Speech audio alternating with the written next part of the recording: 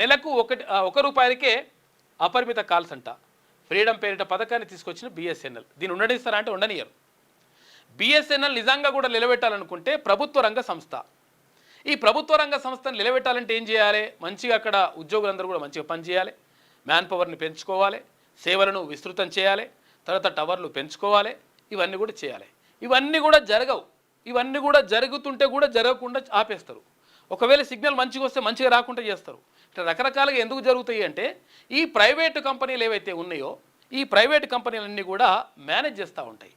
Manage చేసి ఇక్కడ బిఎస్ఎన్ఎల్లో ఉన్నటువంటి అధికారులు ఎవరైతే ఉంటారో వాళ్ళకు ఎరేయడం, తర్వాత వాళ్ళకు మీరు అట్లా అనవసరంగా అట్లా టారిఫ్లు ప్రకటించకండి, లేకపోతే అట్లా అంటే ఉచితాలు ప్రకటించకండి, తక్కువ ధరకు ఇవ్వకండి, ఎందుకంటే ఇస్తే మా పని అవుతుందని చెప్పేసి వీళ్ళని మేనేజ్ చేసేసి మొత్తం బిఎస్ఎన్ఎల్ అగ్రగామిగా ఉండాలి. ఇప్పుడు ఏదైనా టెంపుల్లోకి వెళ్తే ఇప్పుడు శ్రీశైలమో లేకపోతే తిరుపతో అటువంటి దగ్గరికి వెళ్ళినప్పుడు బిఎస్ఎన్ఎల్లే అక్కడ పనిచేస్తుంది. కానీ బిఎస్ఎన్ఎల్కి సంబంధించి పూర్తిగా అటువంటి అవకాశాలు లేకుండా ఇప్పుడు దీన్ని ఉండనిస్తారో అనేటువంటి నమ్మకం కూడా లేదు. నెలకు ₹1కే అపరిమిత కాల్స్ అంటే అన్లిమిటెడ్ కాల్స్. మరి ఇది దాన్ని ఉండనిస్తారా అంటే గ్యారంటీ లేదు, నమ్మకం లేదు దొరా అన్నట్టు లెక్క.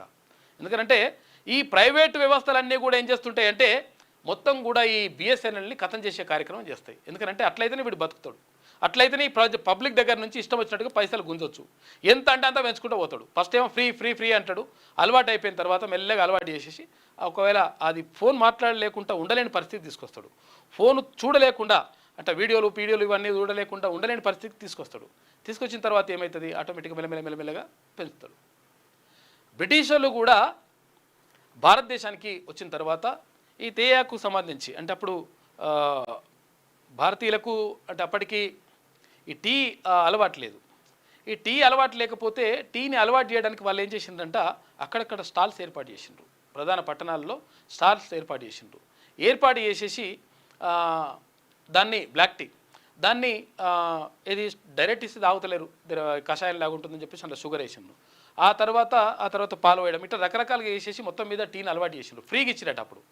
ఆ తర్వాత టీ లేకుండా ఉండలేనటువంటి పరిస్థితుల్లోకి ఇప్పుడు చాలామంది 100కి 80 నుంచి 90% మంది టీ లేకుండా కాఫీ లేకుండా ఉండలేని పరిస్థితిలోకి వచ్చిండ్రు. అట్లా తీసుకొస్తారన్నట్టు లెక్క.